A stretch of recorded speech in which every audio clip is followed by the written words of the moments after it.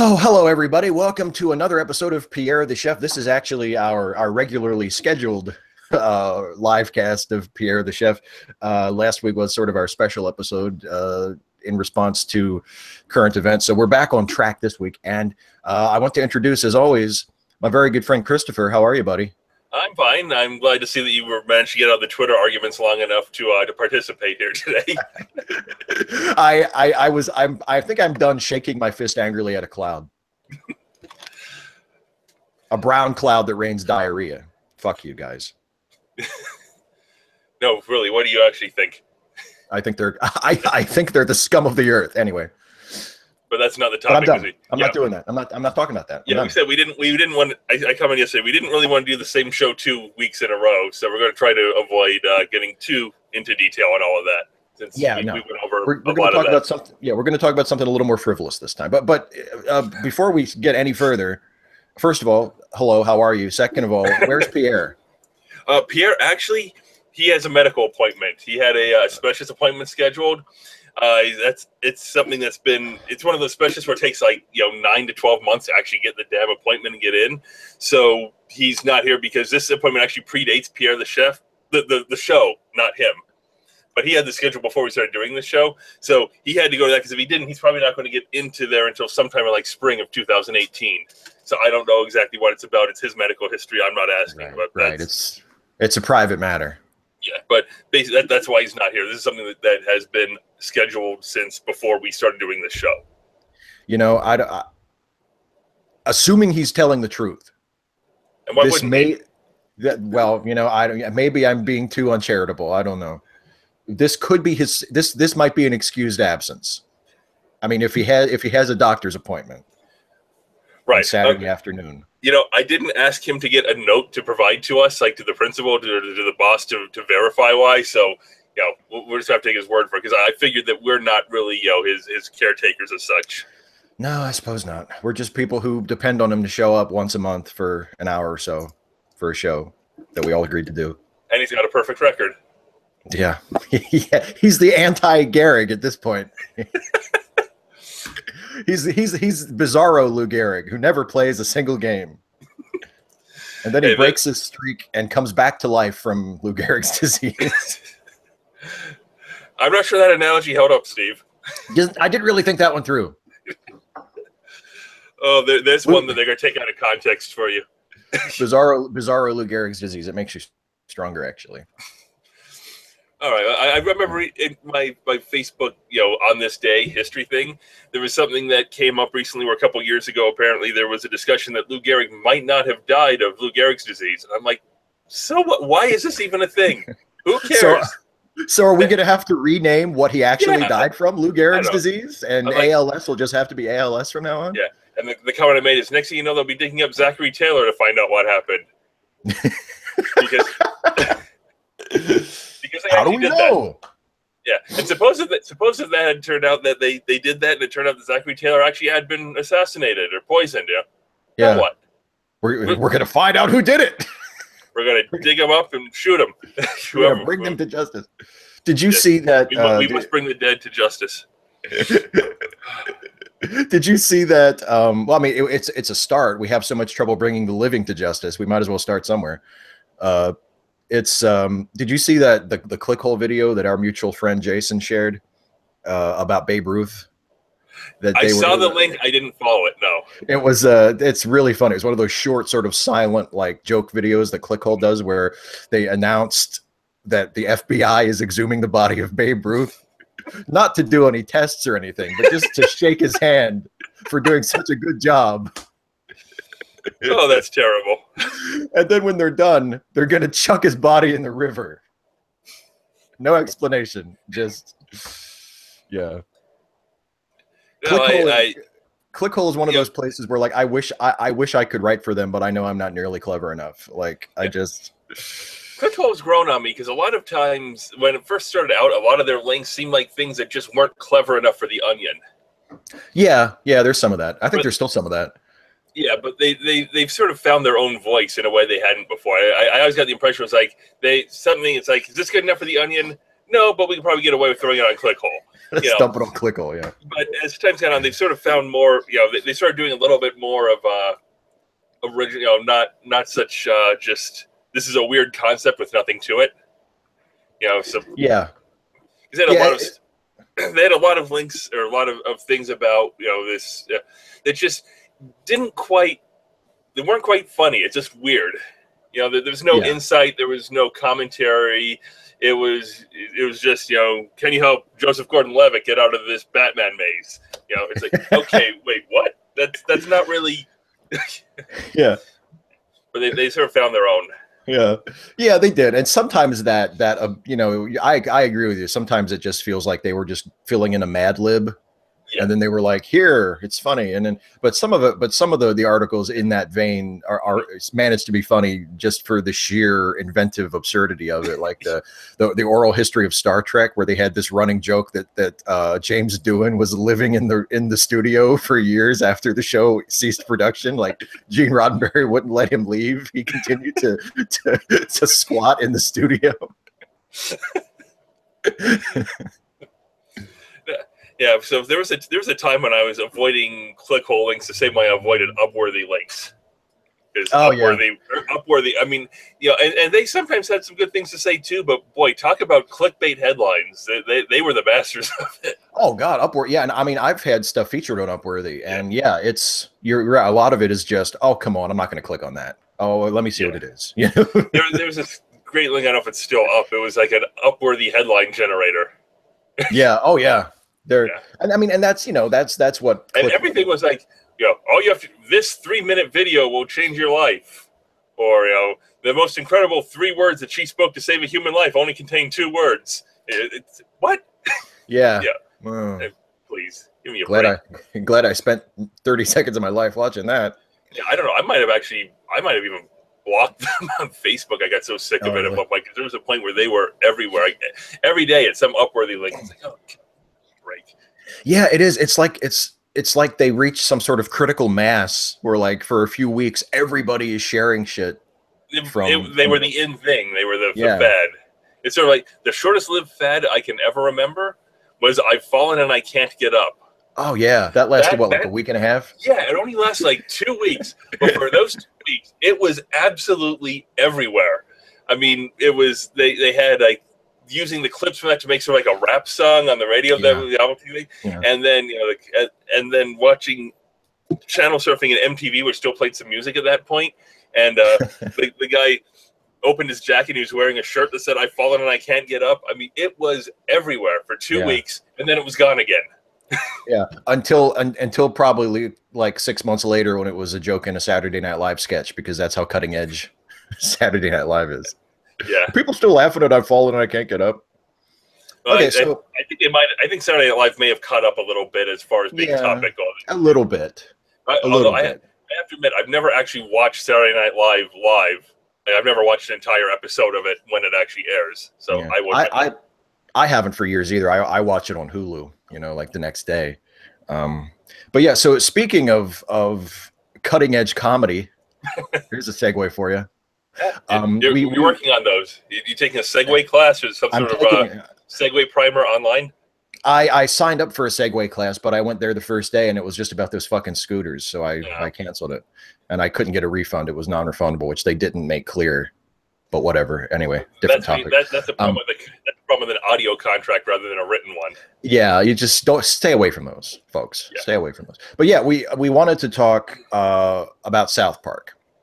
Right. And I think this may just in a very general track be similar to our Bill Maher show, because I think we have both followed a similar path when it comes to our opinion of South Park. And I have not watched in years. I still like. I mean, the shirt I'm wearing. I mean, see, I'm wearing a towel shirt. Today's show is about towels.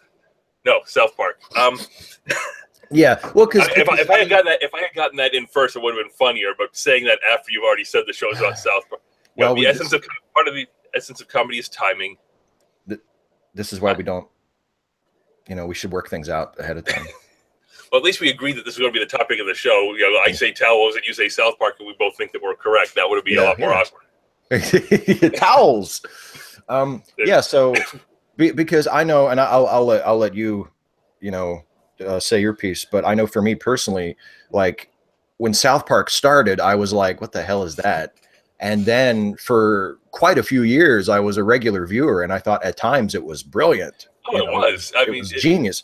And then and then the last couple years, it's just completely lost me. And I will go into the reasons why. And it's not necessarily that it is no longer so sharp in the writing, although I think there's a little of that. But anyway, what's your South Park story? My introduction to South Park, I guess that premiered right around the time. What year did that premiere? It was right around the time that I started college. Yeah, 97 maybe? 96, 97? Something like that. Because I remember walking in, I was at Penn State at the time, and walking into the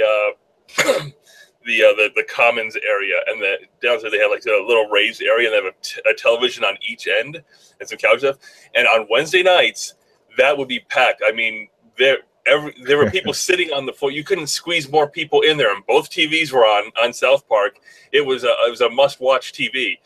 And I remember walking by, and I think the first bit of South Park I ever saw was a bit where they're talking about telling Kyle that he can't catch Christmas snow on his tongue because he's a Jew, and they storm off, and he goes, "Hey, Officer Barbrady, are Jews allowed to catch Christmas snow on their tongues?" And Officer Barbrady goes, "No." Oh, God damn it! And everyone just started cracking up. And I didn't quite get it at that point, but eventually I started watching it, and I found that in a lot of ways, I mean, of course I had the full shock value thing, which was really sort of its calling card at the beginning, but it had some very sharp writing, some very insightful commentary on a lot of important things, and it was actually, for a show that was going so much on shock value, it was a very intelligent show.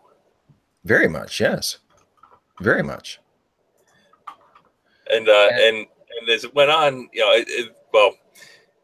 won't get into the later stuff yet, but I mean, watching it was just and a lot of times it's very insightful. They would just get right to the core of an issue and just eviscerate it by making it look so ridiculous or just spelling it out. And there are some great examples of that with stuff about parents not worrying about their kids because they're more concerned about their own well-being, or government's not controlling what you can and can't say. It's like, well, isn't that fascism, Dad? Well, no, because we don't call it that. Exactly. or some of the stuff about religion, like the whole story of it's like, you mean God wanted this man, tortured this man, and told him to kill his son just to prove a point to Satan, just to win a bet? That's terrible. and on and on. So they had some really good shows, some really good insights. Yeah, I think at its best, I think it's ironic because it does the opposite of this at its worst. And it was the fact that it started to do this a lot that sort of turned me off of it. But it proved at its best that satire has to take a side. Like, satire isn't neutral. There are so many people who, especially on the internet, who hide behind, you say, "Oh, I'm just making jokes. Hey, it's satire." And what they're really saying is, I'm a huge bigot, and I'm pretending to not be one by saying it's satire.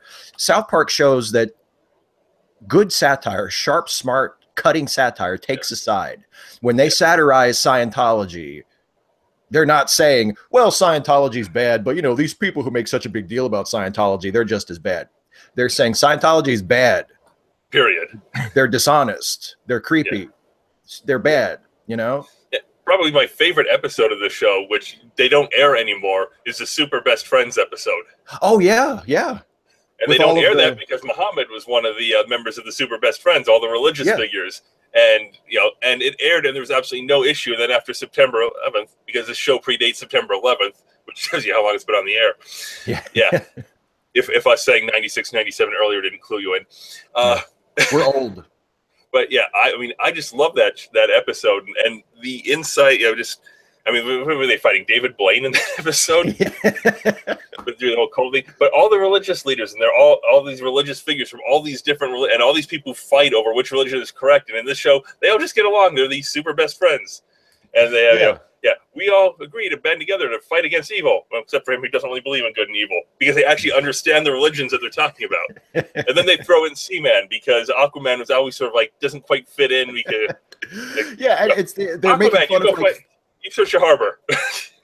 They're making fun of like three things at once, which is wonderful, you know. And yeah, it's been a brilliant show. I mean, a brilliant show. But what I think what finally sort of made me throw my hands up and say, okay, I'm just not going to watch this anymore, is that, and maybe I'm misremembering, but it just feels like, especially in the last 3, 4, 5 years or so, they have gone much further toward the sort of, you know, false middle, above it all point of view that has always been in the show here and there, but doing the, well, yeah, you know, those people, yeah, they're assholes, but you're an idiot for caring about it, you know.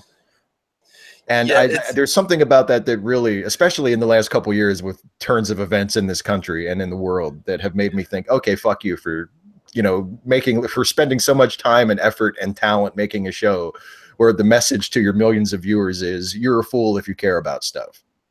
Yeah. Well, what happened, I think that something that you've said and a lot of people say is that one of the important things that when it comes to commentary and to things like that is that you have to punch up, not down. Yes. And South Park used to punch pretty much exclusively up. Mm-hmm. Now they just whirling dervish. They just punch in any direction. If they see it, they'll throw a punch at it. And when you do that, you start not standing for anything. You're just tearing things down. Yeah. I mean, one of the most crucial things to me anyway, and maybe, I guess this is just a matter of taste, but it used to be a fairly widely held opinion that comedy is the same as any other form of artistic expression, where you need to have a point of view. You need to be coming from somewhere. And it seems like over the last several seasons, and really all along at its worst, when South Park would do an episode that was just sort of like, oh, I don't really get what they're getting at there. Mm-hmm. It didn't have a point of view. The point of view was just, oh, these people suck, but these people over here, they suck too. You know, if you take a side on this, you suck. And if you think this is important, you suck. Ha ha, you suck. We're the only ones who don't suck because we're the ones that can tell that everything sucks. And that's not really a point of view. Yeah, apathy is not a point of view. No. And, no.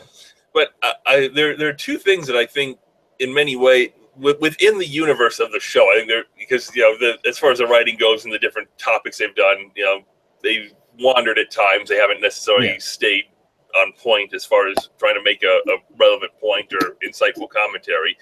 And, you know, you're doing a show for that long. Sometimes you just need to fill up airtime, you know?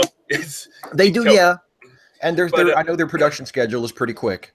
Plus the fact that sometimes they don't start writing the episode later on Wednesday until Sunday rolls along. We have a show. They said the only time they've missed a deadline is when there's a blackout in New York City and they weren't able to complete the episode as a result. There's a blackout on Wednesday and they weren't able to complete the episode because they had no power. That's the only time they've missed a deadline. Wow. Even though, because of the way they do the show, the turnaround time on it is phenomenal. I remember the Easter Sunday with Elian Gonzalez, where they had the famous photo of the military person holding the gun and Elian and the relative hiding in the closet. And that happened on Easter Sunday. It was in the paper on Monday, and then it was in the episode on Wednesday. Yeah. They can put stuff in at literally like at a day or two's notice. Sometimes they've actually been known to do touch-up work on the episode after the first airing so that they have it the way they want it for the repeats. But there were 2 points that I think within the context of the show itself, two events that I think hurt the show. Yeah. And one of them, I may be in the minority on this one. Everyone involved seems to consider it one of the best episodes that they ever did. And perhaps it was, but I think it was one of the things that's a good episode, but not necessarily good for the show. The episode Scott Tenorman Must Die. Yeah. Familiar with that one? Yes. Oh, yes. And because, spoiler alert on a 15-year-old episode here, what happens at the Cartman is humiliated by this teenager throughout the entire episode, and then at the end of the episode, there's like a chili cook-off in town, I believe it was, And Yeah. What Cartman does to get back at the person who's humiliated him is that he actually got Scott Tenorman was the one who was embarrassing him. He got Scott Tenorman's parents killed, cooked them into the chili, and tricked Scott into eating his own parents. Yeah. And that's right, Scott. And when I watch episode of shows, usually it's like, well, that was a good episode, that was a bad episode. I like the show, but I don't think this one worked, whatever. When that episode ended, my thought wasn't good episode or bad episode. It was, what the hell did I just watch? Because that's a point where a character crosses the Rubicon. Yeah. It's hard to look at, and I know South Park continuity is not exactly the most robust thing. This is the only show where a character future version can come back from the future bombed out on drugs as an anti-drug message, and you think maybe that's actually what's happening here. Right. But taking one of the main characters who's always a bit violent and aggressive and the birth of everything, and making him into somebody who conspires to have somebody killed. Yeah. And then that's a point where the character isn't sympathetic anymore. Yeah. I mean, people like the episode. It was good for what it was, but for the show itself, that changed Cartman in a fundamental way. Yeah, well, because then they did subsequent episodes where he was advocating genocide. Yeah, I mean, there was the episode where he was literally they had him marching people through the streets, chanting Nazi chants in German. And I know that I get I recognize the joke there, because people are going to watch this and say like, oh, it's a joke. I recognize the joke, but the point is, maybe it's not the most responsible joke to make, or maybe it changes that character in a way that is to the long-term detriment of the show. And that's what I think about that episode. It might have been a good episode by itself, but I know that there's a divorce from reality in a show like South, or any show really, but especially South Park. But now you've got one of your main characters, is a killer, basically. Yeah. They said that they were very careful that Cartman didn't do the killing, but still, he set it all up, he arranged it. He puppeteered it. I mean, if you knew somebody like that, how long would you keep hanging out with them? Yeah. Yeah. That's actually, and we'll get, I want you to mention your second thing too. But there, in my own paltry, limited, not in at all comparable way, I've had to deal with that when I write my Stephen Stuffy videos for this channel, because one of the characters is Toby Benson, who is morally ambiguous. To put it gently. To put it gently. And morally absent might be a better way of putting it. But he's also a character that I want. He's one of the main characters of the show, and I don't want him to be evil. So it's a fine line to walk. Yeah, I have to dial back, because sometimes if I'm just because sometimes, a lot of times, like story ideas or particular jokes for the shows will come out because my wife and I are just cracking each other up, doing the voices of and sometimes we'll do something that's just so incredibly dark, and at first I think that would be great for an episode, and then I think, no, I can't do that. Like, that makes Toby Benson into a monster. Well, you have done alternate universe stuff, so you could have Dark Toby. Yeah. Boy, what would Dark? And then there's also Jack McPherson, who is a pyromaniac and is bluntly described as being just like explosively violent. But we don't linger on it, and it's nothing that ever really happens on screen. And there have been many other instances where he's been shown to at least have some semblance of like a conscience or loyalty or something. Right, but you have to be careful. But the only truly redeemable character in the whole thing seems to be Stuffy. Yeah, everybody else is. And possibly, what's his name? The mole. I just blanked on it. Oh, yeah, Prospector Jones, yeah. Prospector Jones, yeah. Yeah. He seems to be along with the flow. Like, it's like he's Butters. He just wants up and stuff. He just wants friends, Yeah. I always love the line he did in the one episode. The one, it was around Christmas, I think. We're talking about setting up around the barrel and telling stories. It's like, doesn't cause a lot of problem with the smoke inside? Ventilation is an ongoing problem. I always love it, just how casually it's like, we can do it outside, but we just use a burn barrel inside and don't go on it. Just keep. Sometimes the jokes are best when you just drop them and keep going. Just throw it out there and don't go on it. You don't want to. if you explain it, it's less funny. Yeah, yeah, Seth MacFarlane. Anyway, so the other thing that I think actually hurt the show in, you know, as far as what it was losing Isaac Hayes from the show, because Chef was the bridge between the adult world and the kids world. He was the only one who had credibility in both. Definitely. Yeah. He was the character who the kids went to when they needed an adult voice that was actually semi-responsible, which pretty much none of the other adults were. But because he was an adult, when he would talk, he would express the kids' concerns to the other characters. They would listen. And so you have stuff like Mr. Hanky, where they have, didn't they put Kyle into the an asylum or something, lock him up because of this? And it's like, he keeps talking about this singing, dancing piece of Christmas poo. You mean Mr. Hanky? Yeah. Uh-oh. Like the moment he says it, suddenly... okay, this is real. Yeah, and he really was sort of a bridge and handled. He had some of the sort of the moral bridge too in a lot of ways. Certain things where he was involved in, and when they lost him, they sort of had the adults' role and the kids' role, but they didn't quite have the same role anymore. They didn't interact the same way. I really think that that the role of Chef was a very important. It was the only one where they actually had a separate credit for the character in the end credits, because it was the only voice he did, but still, I really think he was an important character of the show. And losing him, whether it was over the Scientology thing or whether it was his choice or not, it's impossible to tell with all the different stories that came out. Mm-hmm. But losing him and his role in the show and his character was, I really think, hurt them in a way that the show, within the universe of the show, never quite recovered from. I would agree with that. I mean, he was the conscience of the show in many ways. And yet, but he was the perfect conscience for that show, because he's the conscience of the show who also breaks out into these sexually suggestive songs that he sings to fourth graders. Yeah. Was it James Taylor, you're singing about prostitutes, get out of here. Those kids tricked me. Yeah. Yeah, but and of course, sometimes he had his silly plot lines where his TV went into human eradication mode. It was South Park. It had some very goofy stuff, but he really was a lot of times the one who would sit the kids down and say, "Here's what's moral, and here's the good, and here's the bad, and you really don't want to cross this line. And now I'm going to sing about prostitutes." Yeah, exactly. I mean, that was one of the things that made the show so brilliant at its peak, was that it was you and I have talked about this in privately before, because we were fans of this show for years, that it has they managed to open the premise up so much that they could do an episode about literally anything.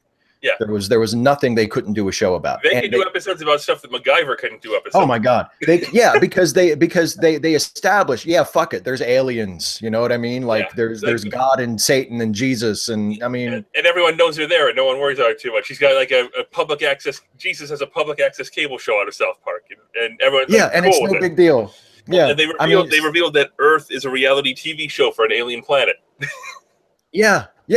I mean, they could do anything they wanted. They could do science fiction. They could do adventure. They could do politics. They could do whatever they wanted. And they usually had a very good point, at least in the early going. They had a very good point with a lot of them. Like the one I mentioned where Stan from the future came back, and he was, and it turned out that the whole thing was the same one where they were doing the, I believe that was the same one where they had the ads about how this is shortly after 9/11 and how buying drugs helps fund terrorists, and they're doing anti-marijuana ads in the school with pictures of the Twin Towers exploding, and they go on and they go through all this, and at the end, his father says to him, like, if you do weed, you're probably not going to end up killing anyone, you're probably not going to end up funding terrorists, but you're going to end up believing that what you have is good enough, and you're going to stop trying, and that's just a loss and a waste of potential. And people and saying, I really, really wish you had just told me that up front. They have. There is a point to what they're doing. As ridiculous as they're being with it, there is a point that they get to, and they often would spell it out. It was sort of and sometimes what they learned today was completely wrong, but there was some thought behind it. As ridiculous as it might have been, there was some thought and some point that they were trying to make that was valid. That in some of the later ones, I don't know that I saw it as much in some of the later episodes. No, I think the last episode. And I didn't. I stopped watching I stopped watching entirely after the last. I guess it was last year, the run that they did right after the election. Yeah, I haven't seen an episode in much longer than that. Yeah, so you've been out longer than I have, but well, I don't have cable anymore, so that has a lot yeah. to do with it. Well, that's a great excuse for not watching it, actually. Yeah. But no, I was. It was it was the run they did after the election. After in the show, Mr. Garrison becomes president. He's like the Trump surrogate, and they did this. They had this plot line about like internet trolls, and there was a plot by, I think it was Sweden, to expose all the trolls and stop online harassment. And it was incredibly thematically muddled. Like it seemed to have no point to make other than both sides of this are bad. You know what I mean? Like, it didn't take a side. And I just kind of said, okay, I'm done. You know what I mean? I mean, some of it was funny, but some of it was just like, what are they even making fun of here? You know? Is this what you were saying about shows where they reach a point where now we're just hanging out with the characters? Yeah, not quite. Well, South Park has kind of always been that way. I mean, well, yeah, you know, because that's the thing about South Park, is that it's the premise was just people in the town. You know what I mean? Like, there wasn't a dolphinectomy. Yeah. Yeah. Okay. Sure. What the hell? Anything goes. I guess that's a thing that can happen. But yeah, I mean, the last episode of the show that I saw, and I think this was maybe 2 years ago, maybe even longer, but relatively recent in the span of the show, where they did an episode about all of the kids were sharing photoshopped pictures of their girlfriends. I think some of the girls were showing pictures of their boyfriends too, but it was mostly the boys showing photoshopped pictures of their girlfriends. And they were real people. Like, they were girls that went to the school that they were really going out with. But whenever somebody asked them for a picture, they would show them like this Photoshop picture that made them look completely different and like really glamorous and whatever. And this became a thing that everybody did. And Wendy, Stan's on again, off again girlfriend, was quite rightly like outraged by this, and she was like, "This is ridiculous! You people, you're shaming people for how they look. You're imposing these incredibly unrealistic standards on people. You're sharing these completely fictional pictures of real people as though that's the person you're with. When that, you know." And the show came down completely on her side. Like, there wasn't fucking Wendy, she's making such a big you know. I mean, the show was very much on her side, to the point. Yeah. To the point that it had this ending. It wasn't even a funny ending. It was one of the best endings of a South Park show that I've seen in many years, where Wendy finally gives in to the peer pressure and like photoshops a picture of her, you know, to look like the style of everybody else's pictures, and then cries. And that's the end. And how a show can do something like that, where they so strongly take a side on an issue that is like it's not even like a political issue. It's just like, it's a cultural issue. It's about, you know, beauty standards and how we perceive each other and how we treat each other based on those perceptions. A really sharp episode, and very much a punching up, very much, you know, a taking aim at these broad cultural assumptions and these standards that we all sort of bow to. And how a show can do that and take the side of people who are saying that's bullshit, that's not fair, that's, you know, that's harmful, and to the point where they don't even end on a joke. They end on just this sad person who is, you know, who can't fight anymore. Who can't fight anymore. Yeah, who is just giving in to this bad thing. How a show that knows it's bad even as she's doing it. Yeah, exactly. And it breaks her heart that she's doing it. But it's like she feels like she has no choice, because it's just the way that everybody has moved. And the show does that, and then it turns around and tries to say, well, sure, you know, people who troll each other and harass people on the internet, yeah, they're bad. But these people who are trying to get them to stop, they're bad too. Like, how do you go from one extreme to the other and make both arguments to your audience as though they're equally valid? Like, oh no, people like Wendy, no, they're completely right, you should sympathize with them. People who are trying to, you know, kick internet trolls off the internet, yeah, oh, fuck those people, they're just reacting, they're just overreacting. You know, I don't know. I mean, after 20 years, you kind of lose your edge, I guess, to some extent. Yeah, well, it's like what, you know, it's what you said earlier, and the show is. I remember seeing an interview a long time ago. It might have been. It might have been when Team America came out. It was an interview with Matt and Trey, where they said they were describing it to whoever they were talking to, and they said, "Well, we just rip on everybody." But that's a problem. Yeah, and it's an interview, and you can't necessarily take that as like an accurate mission statement for the show. They could have just been talking to people and just sort of bullshitting and, oh yeah, that's just what we do. We just rip on everybody. But there are times when they do that, and yeah, that's a problem, because if your comic point of view is I just rip on everybody, then you don't have a point of view. You don't have a point of view. You're just your point. No, your point of view is I'm awesome. I'm the smart one. I'm the one who sees how wrong everybody else is. I'm going to elevate myself by tearing everyone else down. Yeah, exactly. And the show does that too often. And I think it got to the point where it was trying to draw equivalencies between two sides of things, where one side is clearly wrong, and the other side may be somewhat flawed, maybe imperfect, but is clearly trying to do the right thing. And the show is basically saying, oh, there's dumbasses on both sides. Come on. That's not an insight, because that's reality. Everyone knows that. There's always dumbasses on both sides. But well, but then again, because with like all the stuff that's been going on recently, what we talked about last week, and all the white supremacists and stuff, and people saying, well, both sides of freedom of speech. Some things are just clearly wrong. A centrist position is wrong on certain issues. And sometimes a completely unqualified condemnation of one side is called for.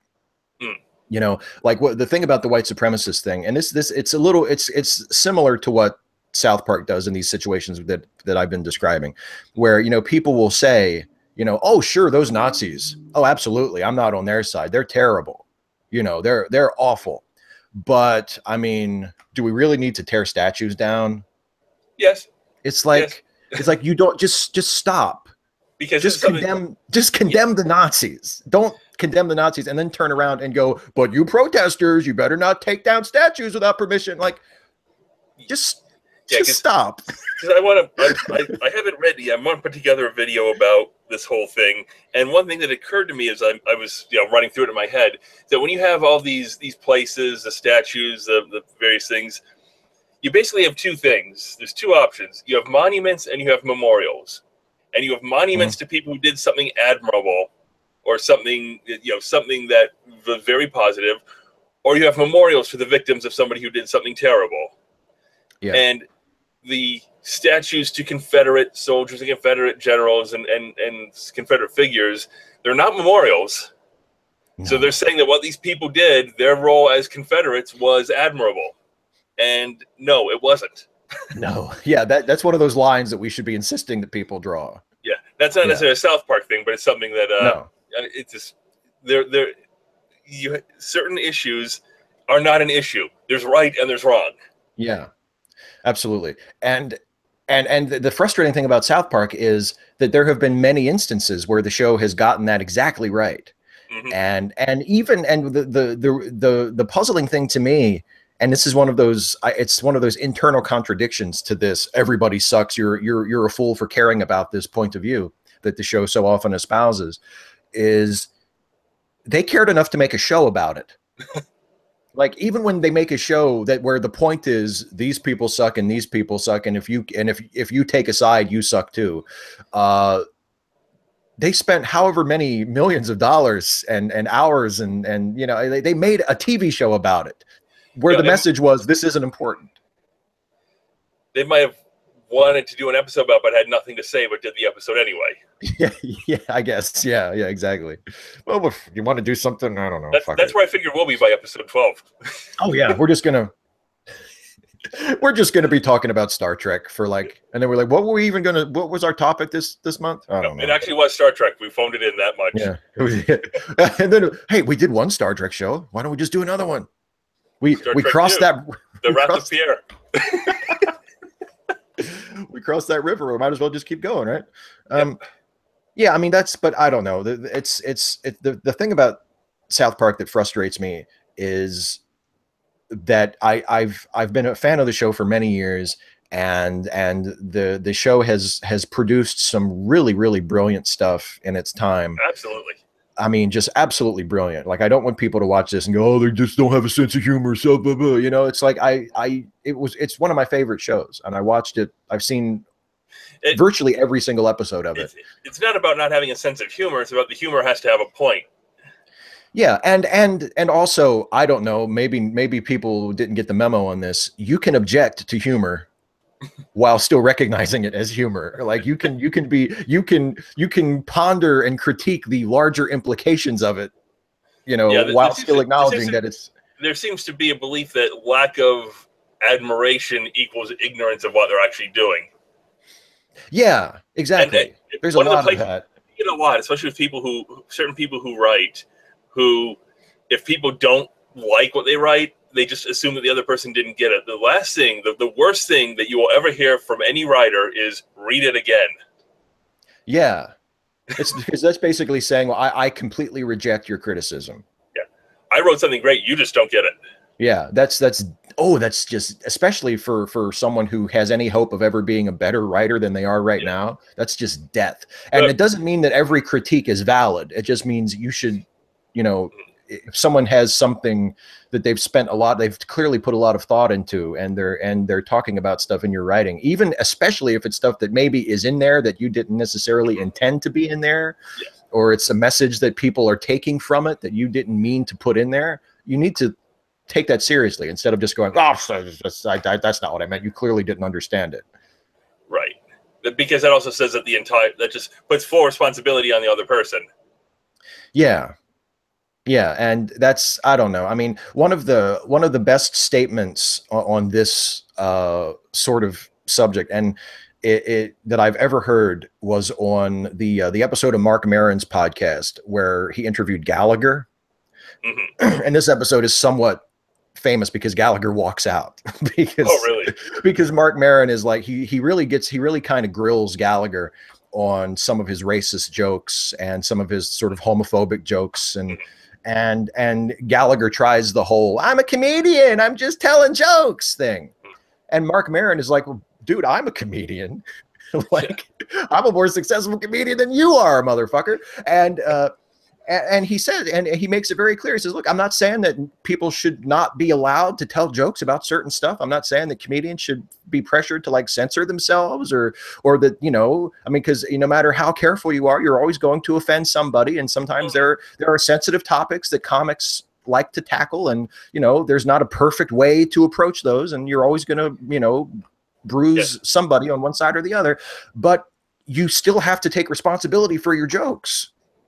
And if you tell a racist joke and people who are members of the race that joke is ridiculing get pissed off at you, it's not like they don't have a right to be upset."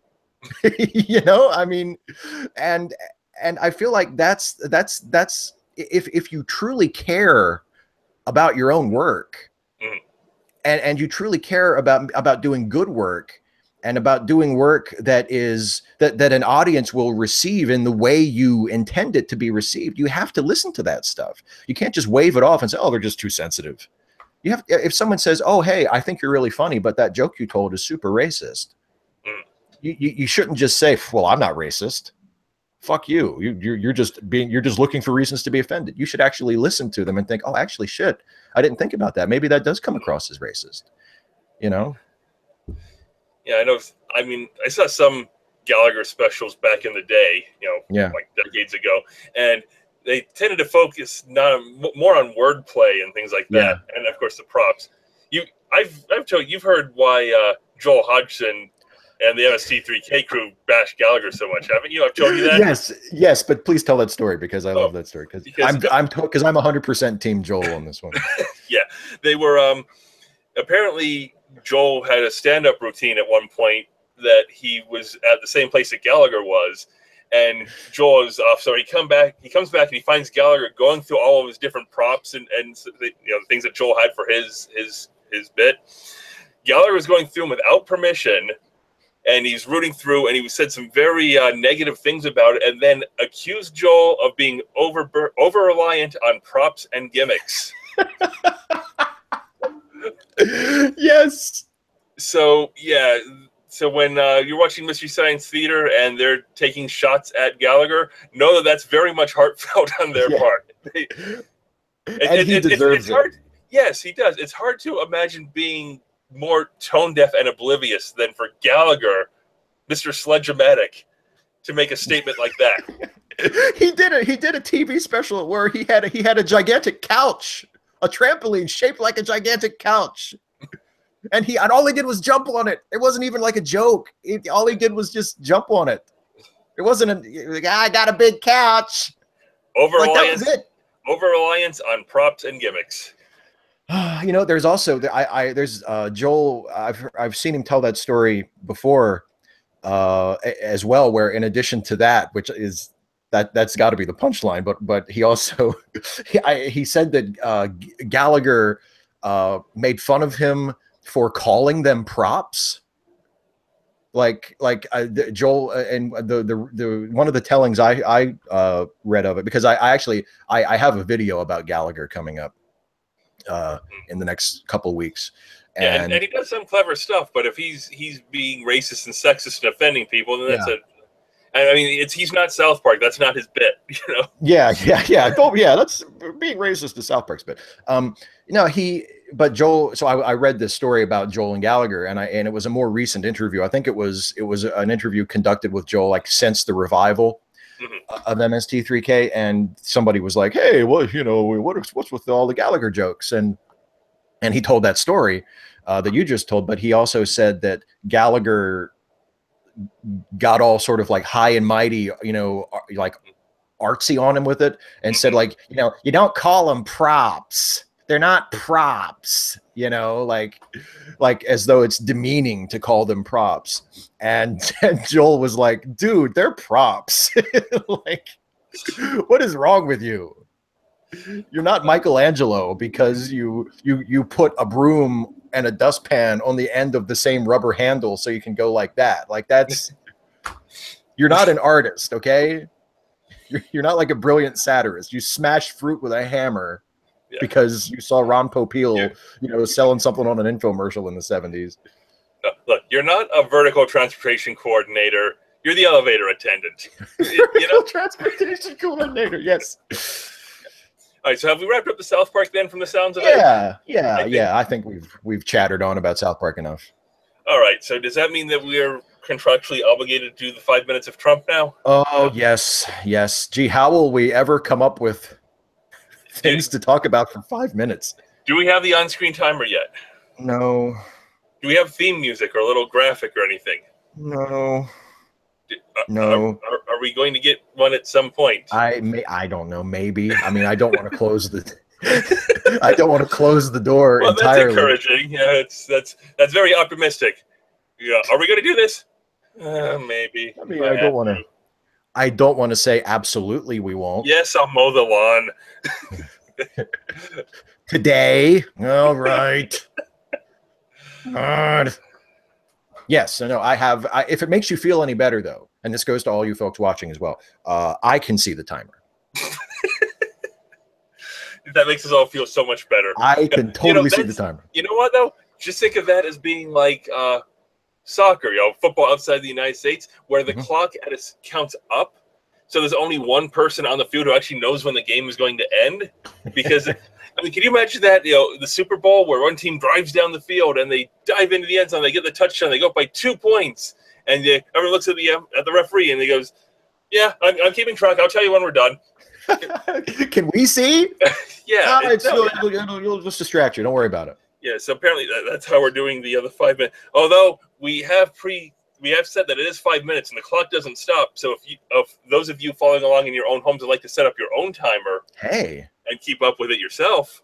Yeah, and if there comes a time when we run a little bit over, you can have the satisfaction of knowing that you know that we went slightly longer than 5 minutes, and maybe that'll give you something that you really need. Yeah, you can snark at us in the comments. Yeah. That would really be the thing to get on our asses about. Yeah. That was 6 minutes.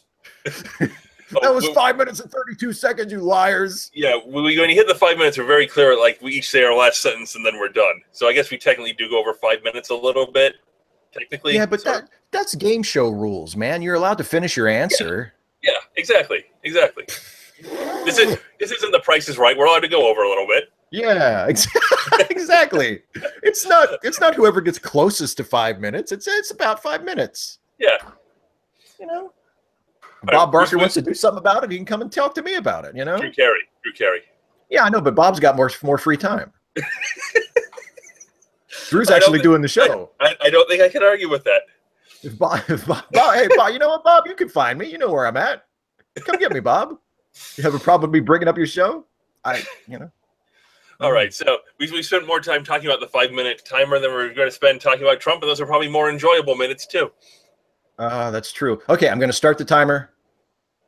I will give you a countdown, and then are you going to start? Because I don't have anything immediately to start with. I guess.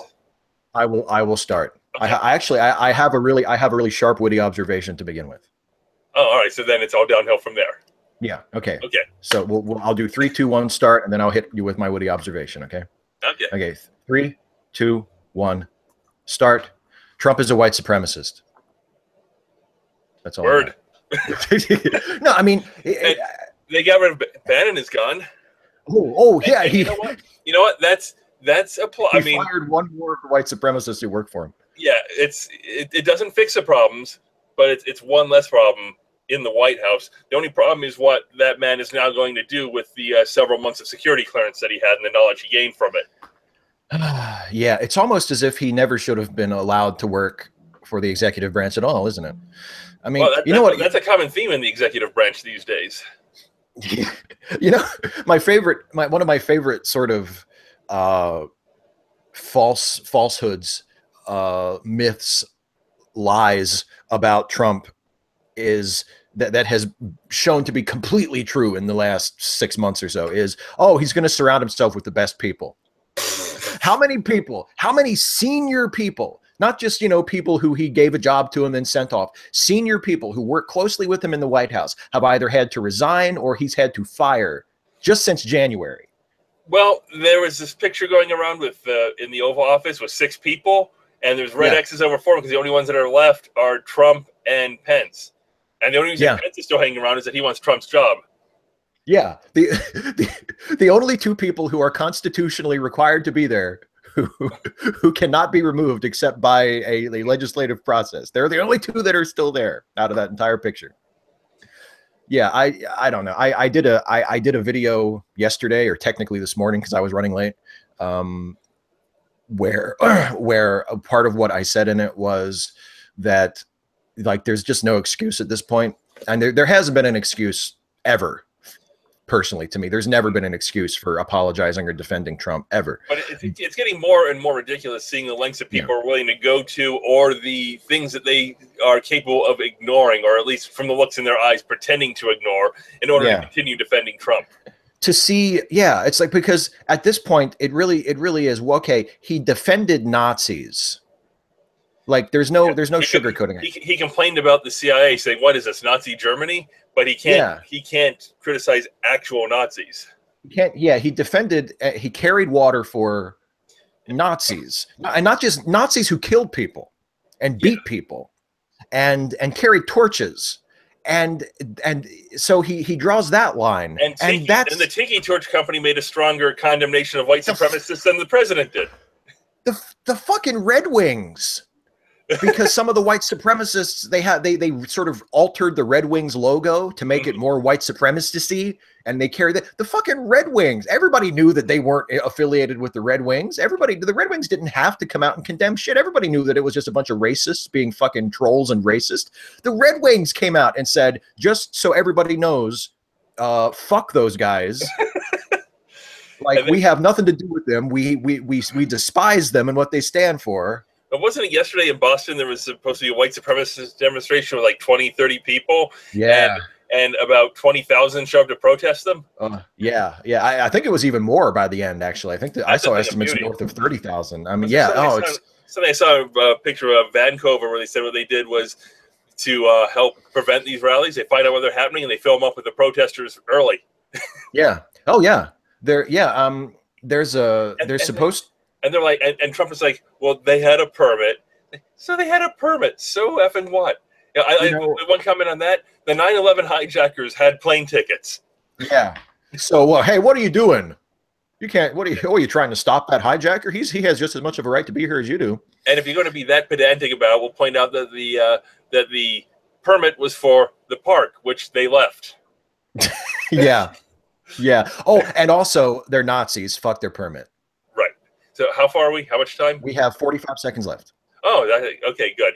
Well, hit me with your last best Trump bit, buddy. I got nothing. It's just no pressure. This is so hard to come up with anything to say at this point. It's just an international embarrassment. I know. What is France still accepting American refugees? Can we put in for that maybe? I can speak with Pierre and see what he has to say. Yeah. But oh, fuck it. We have a connection, Pierre. Yeah. He probably has Macron on his fucking contacts list, right? That seems unlikely to me, but you never know. I mean, he gets 10 around. seconds. Yeah. So screw Trump, screw white supremacists. But I repeat myself. Perfect. 2-1-0. Okay, we're done. Ooh. Sweet. I can even hear the little alarm going off. You guys are really missing out. Yeah, it goes beep beep beep. You know, you can imagine. So it's not like a siren. It's just an electronic little. It's not like an air horn. You know, you're shifting the mine is over. It's an agonized wail, like the souls of the damned. It's the beginning, just right in my ears. Like the beginning of Allentown, you know, with Billy Joel with that steam whistle. Yes. You know, yeah. Okay. That's not a standard instrument. I have heard a song where in the background there's this odd sound. Basically, somebody's banging on a pot of water. You know, sometimes you use what you got. Yeah, you can make music with anything, man. There's a song the Porcupine Tree did where when it comes in and the beat starts, the timing of the beat is a busy signal. That's cool, and it works. All right, so do we have anything else we were going to ramble about? That's our lighthearted bit, which we skipped last week because we really didn't want to go lighthearted after discussing the Charlottesville murderous Nazi racist bullshit. That's tone is very important. Yeah, it's not a good. Yeah, it's not good to talk about lighthearted stuff when you're talking about you know people being murdered by fucking. Waylon Smithers just been informed that a dog was run over in the parking lot, and now the comedy stylings of Homer Simpson. Are you ready to laugh? That poor dog. Yeah. Oh boy. Oh my. I can't really. I didn't have anything teed up. I know that the Defenders just came out on Netflix, but I haven't had a chance to watch any of it yet. Yeah, I haven't been watching. Basically, the only TV show that I keep up with anymore is Doctor Who. Oh, we can talk about that. I started watching Doctor Who. You did? Yes, really? I am. Christopher Eccleston? I am finished. Yeah, the first series of the revival with Christopher Eccleston. I got through all of that, and I'm 2 episodes into the first series with David Tennant. Yeah. Okay. Yeah. The Eccleston series is a bit rough, but the first season of any show is usually a bit rough, and you can sort of see that it picks up as it goes on. I tell people when it comes to watching the show, if you're watching from the beginning of the Ninth Doctor, give it to the episode Father's Day. If you get to that episode, that's such a good episode. If you get to that episode and you still think there's nothing there, fine, but give it up to that point. Yeah, because that was the first episode that I actually saw back when it aired on the Sci-Fi Channel, and that was the episode that convinced me the show had a chance. And pretty much everyone involved with the show, including both leads, say it's their favorite episode of the season. Yeah, it's a really, really good show. Yes. Yeah, it's a really good episode. It has. I mean, the show does its weird stuff, but it's also, it's also very powerful. It can be really good when it's got. Well, yeah. I mean, you have to, especially if you're doing what you hope will be a long-running show. I mean, you have to have some heart in it. I mean, Seinfeld notwithstanding, like Seinfeld is like the one example where you can say, oh, actually, they're pretty much bastards from the first episode all the way through. But I mean, there has to be some kind of emotional core to it where you have some reason to care about the people in the show. So I'm enjoying it so far. All right. I will not throw spoilers your way. I will. I hear that. I hear that the Doctor changes into yet different people after. Yes, yes. And like I said, when they announced that Jodie Whittaker was going to be the next Doctor, I said, Yeah. well, first, Star Wars, we found out how terrible their fans were when they started complaining about the fact that the lead was a woman and then a black person, and how, all that stuff. And then Star Trek released their trailer, and there's a woman in the captain's seat. People started screaming about white genocide. And I said, now Doctor Who is going to have their chance to find out how awful a large segment of their fan base is. Yay. Yeah, exactly.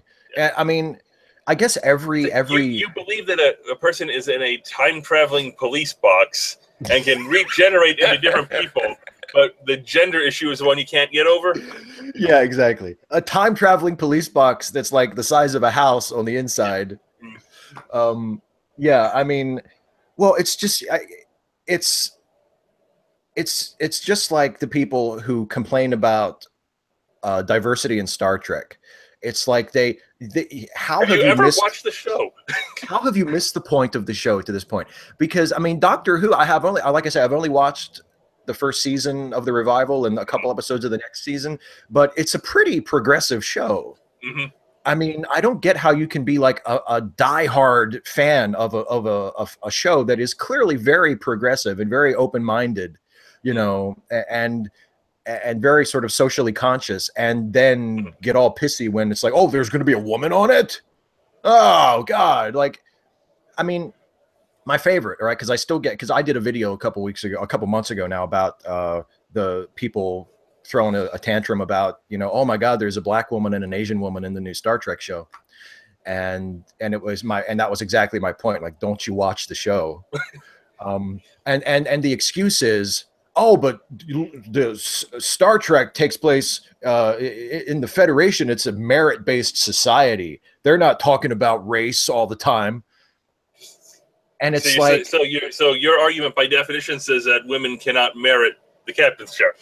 Well, and my question is this, because I guess the argument they're trying to make is it's actually you, quote unquote, SJWs who don't get Star Trek, because you're always talking about race and gender and they never talk about it on Star Trek, because they've resolved it. Yeah. I mean, it's like, okay. There was a line actually when I used to get like novelizations of movies and stuff. There was a line in the Star Trek 4 when they were in the hospital, and it's like, they say, like, Jillian, get on here, pretend to be the patient. And she's like, why do I have to be the patient? You two get to play doctors. And Kirk looks at, what difference does that make? And she said she looked at one, looked at the other, and they were both completely baffled that this was even a thing. And she says that told her more about the future than everything they'd explicitly told her, just seeing the confusion on their face at that point. Yeah. I mean, that wasn't in the movie. I don't know if it was in the script and they just cut it, but it was in the novelization. It's just the whole concept that, why do men get to play doctor? Just the gender never even enters into it. Yeah. It's not even in the ballpark. It's not in their comprehension. It's just. And the key point there that I think a lot of the people who miss that point and who complain about it is that there's a contrast being drawn between the world of Star Trek, where they have overcome these prejudices, and our world where we so totally haven't. Because like if the point that Star Trek is trying to make is the point that these fucking dipshits think it is, which is, oh, it's a merit-based society and nobody talks about race or gender, so that's what we should do. We should just stop talking about it. If that's the point, and the solution to racism that the creators of Star Trek are recommending to us is just stop talking about racism, why does Star Trek talk about racism so much? And if you don't think that Star Trek talks about racism, just turn off your TV.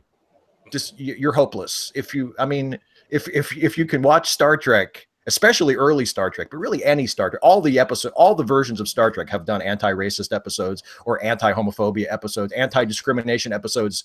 And it's like, if you can watch that show and call yourself like a fan of it. And at different degrees of heavy-handedness, because sometimes it's subtle, and sometimes it's like coming up and hitting you over the head with the chair. It's one of the most. And then you fall down and they start beating on you when you're on the ground. This is our point. The black and white cookie episode. They did a fucking episode where it was half black and white, and they said, why are you pissed at each other? You're the same race. And the one guy said, oh, no, what are you talking about? I'm white on the right side. Yeah. Like, do you not, how How much more? It's hard to be more obvious than that. Well, yeah, because some people are so fucking willfully ignorant that they would say, "Well, but that was an alien species." Like, I think they're that fucking shallow. How, I don't understand. You have to just be that shallow and that willfully ignorant to watch a show like Star Trek and think, "Oh, that's just, oh, look at those wacky aliens," and not get that they're trying to tell you something. You know, like, if you can look at the Ferengi, especially the way the Ferengi are portrayed in Deep Space Nine, and not get that that's a spoof of capitalism, that they're making fun of us. When the Star Trek Deep Space Nine writers write Ferengi episodes and they're all greedy and avaricious and just totally sexist and totally consumed with money and with male privilege, and they're making fun of us. They're making a point about our society. And if you're so fucking clueless that you don't even, it's not that you don't agree with the message, or you think it's too preachy, or you think it's misguided. You don't even get that the message is there. Just turn off your fucking TV. There's no hope for you. Yeah, 2.5 Men might be more your speed. Oh yeah, there you go. 2.5 Men, maybe. I mean, Teletubbies is over your fucking head at this point. Like, Mr. Rogers, if not Mr. Rogers, he's just too fucking preachy. Just play with the puppets. I mean, yeah, I don't know. But anyway, yeah. I'm glad that you're watching the show, because it does I've enjoyed it so far. It has some very good, and it'll have some points where you're going to go, "What the hell was that?" And we can go over that when you get there. But every show has those, I'm sure. Oh yeah. Right now, I'm sort of. It was like I watched the. I watched the Christmas episode where it was the first full episode with the 10th Doctor, and which was actually written with the 9th Doctor in mind. Believe it or not. Oh really? Yeah. I didn't know that. They did some patching on it, and it works very well. Yeah. And there's that moment near the end where the Doctor he's defeated the alien overlord in the duel, you know, and then and he has the orange in his hand, and the alien like gets up to try and attack him from behind, and the Doctor after he's allowed this alien to live, he could have killed him, and he said, "Okay, just agree to leave and I'll let you go." And the alien's going to attack him, and so he takes the orange and throws it at the button that like drops out the floor, and the alien falls to his death, and the Doctor just keeps walking. And he says, "No second chances. I'm that sort of man." I'm like, oh, I love him already. Yeah. You know, just sort of and I get the impression that that's sort of a through line of most versions of the Doctor, where he has a deep well of compassion and empathy, but he also draws lines where he's like, okay, but if you do that, to hell with you. Yeah, I'll give you one chance. Yeah. And I really it's like, that's exactly the kind of character I need to be watching right now. People who are very open-hearted and trying their best to help people, but if people are doing wrong things and they're not willing to change, to hell with them. Yeah. Yeah. I think we just put Doctor Who in charge of the internet. Just put hey, Doctor, you want a job? Come here. Doctor doesn't want a job. He's happy wandering. Well, he's had jobs in the past, right? Wasn't in the 70s? Didn't he work? He worked for like the. He worked for UNIT. Yeah, the British version of the X-Files. Something like that. Yeah, it was called United Nations Intelligence Task Force, UNIT. Yeah. And when the show was revived, the United Nations asked them not to name the United Nations, so it became Unified Intelligence Task Force, because they were specifically asked to change the name by the actual United Nations, and BBC's like, yeah, okay, I think we're going to honor that request. I guess. Well, it's just like in Archer, where they changed the name from ISIS. Yeah, they should have done an episode where they says, we had the name first. It doesn't matter. They didn't actually draw any attention to that, did they? Just sort of changed it. No. There was a background gag where they were rolling the sign out. Yeah. And there wasn't really any attention drawn to it other than that. Yeah, I've seen like an episode or two of Archer, not a whole lot. Yeah, they even framed it so you couldn't even read the word ISIS. Like it was just as little of an acknowledgement as they possibly could. Yeah, without ignoring it completely. Yeah, exactly. Yeah, not like in the third season of Perfect Strangers when Larry and Balky were suddenly living in a larger apartment and they never mentioned it or acted like they were. You know, it's like the apartment just magically grew like an extra bedroom, and they never even and they were living in a different building, judging by the exterior shots, and they never mentioned it. They moved. Yeah. At Yeah. least a throwaway line. I mean, when MacGyver moved the filming from Vancouver back to Los Angeles, they at least had the first episode he's carrying boxes in, and they said there was a fire on the houseboat and he had to move. They at least acknowledged it in some way. Yeah, it's a pretty cheap way to acknowledge it, but at least they did. Yeah. But on the other hand, it's like you tell me there wasn't like a marina in Los Angeles that they could park that fucking boat at and just have him still be in the boat. Like, I guess it was the last season. They probably were out of money. They were like, nah. They're kind of out of fucks to give, you know. We're just gonna put him in a fucking apartment. Who cares? Yeah.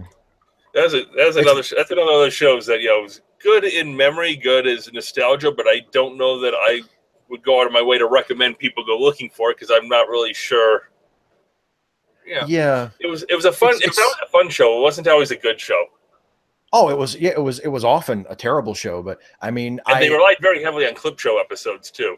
They did so many clip shows, yes, and they, I mean, it's one of those things where like, if you respond to it, if it's the sort of thing that is your sort of thing, I think you'll love it because we have the entire series on DVD, and plus it's on Netflix, and it's one of those things that we'll just sort of, if you can't think of anything else to watch on TV and you feel like watching something, oh fuck, you want to watch MacGyver? I think my favorite episode of that is the one that was the send up of the movie The In-Laws. That was it, Honest Abe. Oh yeah, that's a good episode. Yeah, that's probably my favorite episode, just because it basically admitted up front that it was ridiculous, and it didn't apologize for it, but never stopped pointing out how ridiculous it was. Now, get in the car! No, I need to get the helicopter back. Now we're getting some more. What helicopter? The one I stole from them. Get in the car! And then they get there, and they have the magic trick. The guy doing the magic tricks, and everyone's applauding the magic tricks, and MacGyver's like, yeah. Just admitting the whole thing is ridiculous. Yeah, and that episode also, the major guest star there is Shelley Berman, who also guest starred in one of my favorite Twilight Zone episodes called The Mind and the Matter, where he played a guy who developed the ability to make people disappear with his mind because he just hated people so much. So he made them disappear. That's certainly a power that if you had, you wouldn't end up abusing it. No, not at all. Yeah, but yeah, I mean, it's MacGyver. It's weird because you mentioned it earlier when we were talking, and it's most people wouldn't connect South Park and MacGyver, but I connect them. I connect them in my head a lot because they're my two examples of shows where it could be about anything. Like I mean. One week, a pregnant woman runs up and goes, "My husband's trying to kill me." Run off into an old warehouse. That's the episode. The next week, MacGyver's getting a space virus that's crashed from its satellite because they're doing the Andromeda strain. Yeah, and it's just apparently perfectly normal for him to be hopping back and forth like this. Yeah, oh yeah. And then he was a substitute teacher, so they did like their fucking stand and deliver thing, right? He was a forest ranger. He coached a hockey team. They took scenes right out of the Italian Job. Yeah, exactly. Yes, literally. I mean, and there was they had Zeno, their Silence of the Lambs guy. Yeah. Oh boy, such a Silence of the Lambs ripoff. Like it's like, wow, that's shameless. He's totally just Dr. Well, and speaking of like using stock footage, wasn't there an episode where they used a shot from Superman? I think it was in the first season. There was an episode where there was MacGyver had to stop, like there was a dam that broke and MacGyver had to block like the flood, and they used a shot from Superman after Superman pushed the boulder over after the dam broke. That would not surprise me in the least. Yeah, it's like that's from Superman. It's like, if you're going to take footage from other places, can you take less obvious footage? Yeah. I mean, the Italian Job is pretty well known for the scenes that you were showing of driving through the city in the. Yeah. You subtler. You could be subtler. MacGyver is not a subtle show. Oh, never. But that's what I loved about it. I mean, I love, and they would in MacGyver again. This is another show where its heart was always in the right place. It was always very progressive and socially conscious, often, to a fault, to a point where it was just like, it was so earnest and well intentioned that it crossed over into kitsch, because you're like, God, it's like an after school special. God damn. But like there's the episode where I think it was the episode where it was the gun that had been used in political assassinations was stolen and like was used to kill somebody else. And they arrested somebody, like they arrested this black teenager who had nothing to do with it, but they arrested him anyway. And MacGyver was like trying to get him to say who really had the gun, and he didn't want to say who it was because he didn't want to turn in his buddy or whatever. Right. And MacGyver says, and the guy, the kid, he gives like the gang name of the guy, like the street name. And MacGyver, completely earnest, as though he talks like this every day, leans in real close to the kid that they arrested, and he says, "What's his righteous name?" And I'm just like, and Richard Dean Anderson is like 40 at this point, like the whitest dude ever, and he is talking to this black kid who is supposedly a gang member, this hardened street kid, and he's like, "What's his righteous name?"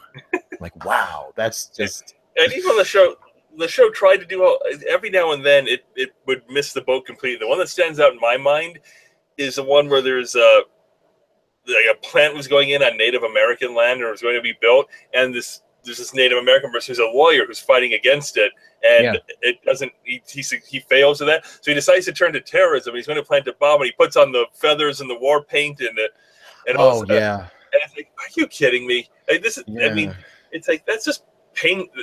Even then, it was painful much. Yeah, I see where you're going, but no, stop. Yeah, just stop. It's like, okay, you're trying to make a good point, but you're going about it very, very much the wrong way. This is, oh God, he's not actually going to put on feathers and war paint. Oh Jesus, does he have a bow and arrow? Oh, for fuck's sake! Well, it would have been troubling anyway, because it was like, oh, the Native American guy is going to turn to terrorism, and he's going to need MacGyver, the white guy, to show him the error of his ways. It's just, it was like, it did that sometimes. It was not always, where it needed to be, but its heart was always in the right place. I mean, and look, hey, MacGyver had an episode where they flat out called out Nazis. There was that episode and they had like an actual Holocaust survivor, who was playing a Holocaust surviving character. And the plot was that, oh, this is a far-fetched plot, huh, fellas? The plot was that white supremacists were infiltrating the government. Wow. And MacGyver had to stop them, because that's what you do when white supremacists try to take over. You stop them from doing it. Okay, you think that would be obvious? Yeah, you think. Like, MacGyver is probably somewhere going, what the fuck? Like, what are you people doing? Yeah, and then they after the show went off the air, they had like a contract, I think, for 6 TV movies, and they did 2, and they were both pretty awful, and they never did the rest. I mean, the first, they were pretty awful. Yeah, they were. I have those on DVD too. They're especially the second one. I remember watching the second one, and I'm thinking, why is this character not Jack Dalton? And then it's, because this character has to betray them. That's why it's not Jack Dalton. Yeah. And, and I think the only MacGyverism in that entire episode was that he wrapped some stuff around his hand so he could sneak up without leaving a sound on. Yes. And then he disarmed a nuclear bomb. Yeah. He disarmed a nuclear bomb with a tennis racket. That was like the big MacGyverism in that one. But they were a little as opposed to the one before where there's going to be earthquakes because the planets lined up and created extra gravity. Yeah, that's some hard science there.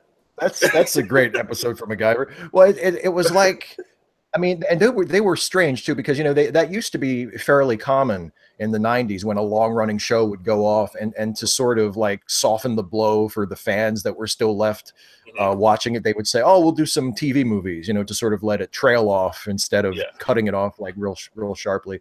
And they did that with MacGyver, and they did it for a while with Murder, She Wrote. They did like, I think 4 or 5 Murder, She Wrote TV movies, none of which were all that great. And they often, and just like the MacGyver ones, like they didn't feel like the show. They felt like they brought back Richard Dean Anderson and he was playing MacGyver, but everything else was completely different. Like it just didn't feel like there were none of the other characters. There were none of the other. The Phoenix Foundation was never mentioned. I don't think it was just it's like they only had the rights to the actor and the name, and they made up something completely new. And for some reason, I'm not sure if there was like a logistical reason for this or what, but they shot both of those MacGyver movies on location in London. So in both movies, MacGyver was in London for some, reason that they just, my son disappeared again. I heard he was here.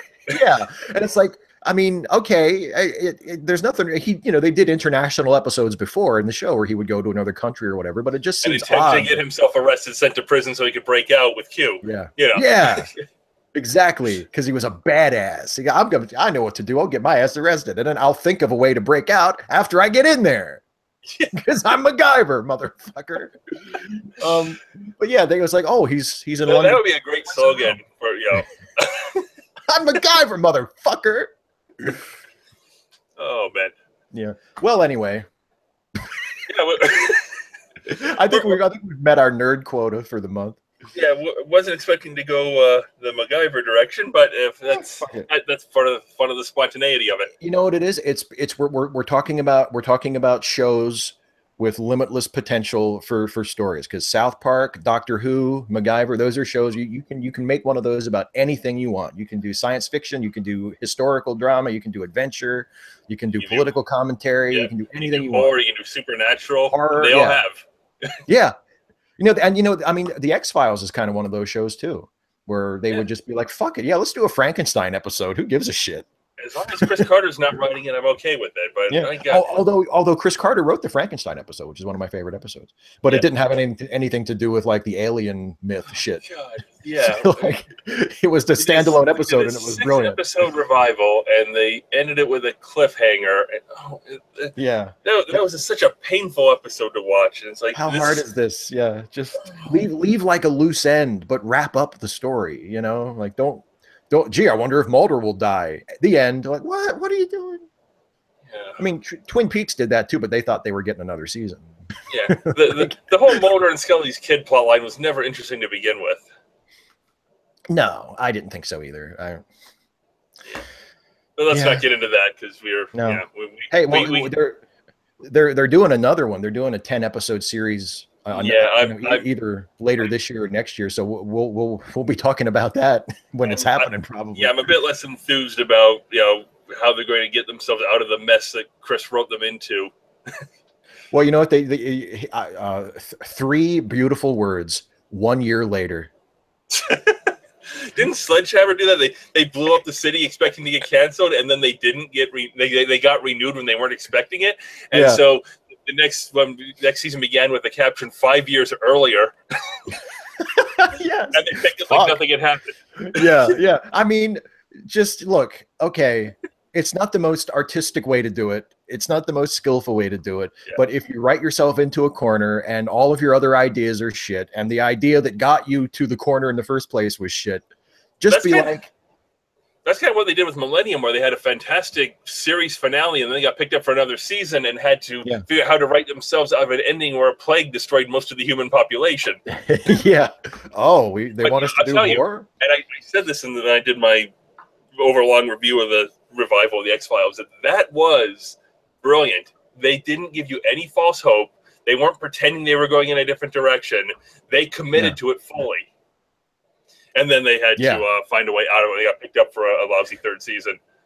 Yeah, they had to fix it after the fact. Yeah, and then it turns out that takes place in the X-Files universe, even though the X-Files is playing on the TV in the background in an episode of Millennium, because Frank Black actually showed up in an episode of the X-Files. Yeah, that was actually how they wrapped up that character with an episode of the X-Files. Yeah. Which I don't know. I kind of like stuff like that. Like I would throw little things like that in if I had. Like I've always said, I know my friend Jason Harding, who is the host of Late Seating that I co-host our movie podcast.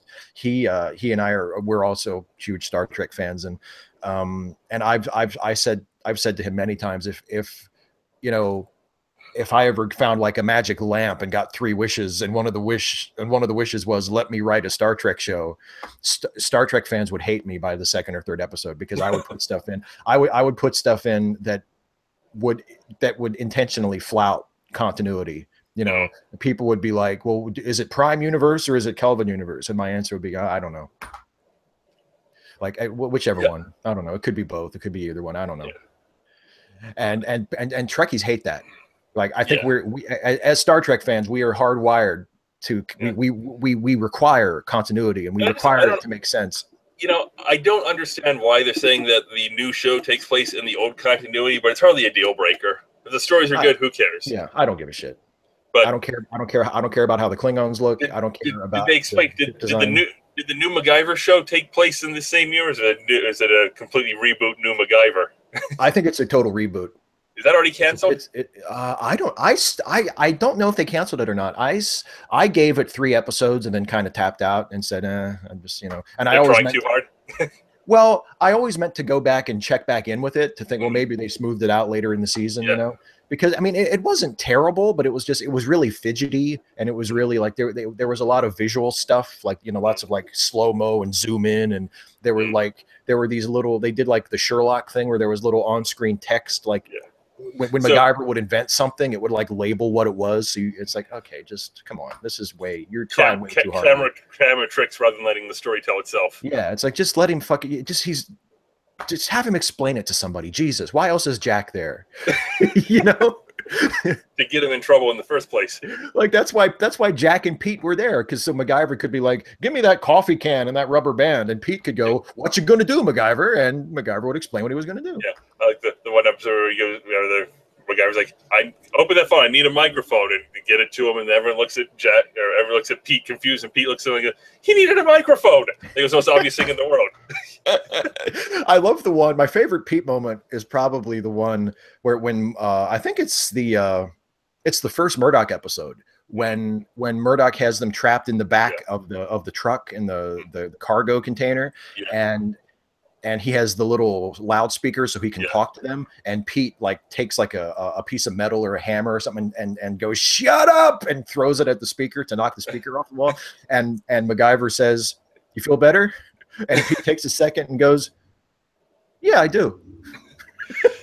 The part where he gets like, we got to get out here, and he bangs on the door. It's like one of the worst acted scenes he's ever done. Oh, yeah. And whoa, calm down. And it's like, well, he didn't really look like he was genuinely upset. So, you're doing a good job, but you don't have much to work with here. And MacGyver tries to calm him like he's a spooked horse or something. Like, whoa, Pete. Whoa, calm down, buddy. All right. Are we done, I guess? Because we're about an hour and a half now. And people are like, my God, they've been talking about MacGyver for 20 minutes. The 17 people still watching are like, there's noise coming from one of my browser tabs. I can't figure out which one it is. I'm just going to close them all. Yeah, I'm just fucking. I'm exiting out the whole thing. Yeah, so that's it. And we'll be back in, 3 weeks we were aiming for? Yeah. Something like September that. 10th? Yeah. We'll do another show about a super depressing subject. Yes. Okay. Yes. All right. So spoilers. We'll see you then, hopefully. Yeah. Thanks for watching, everybody. See you next month. Laters.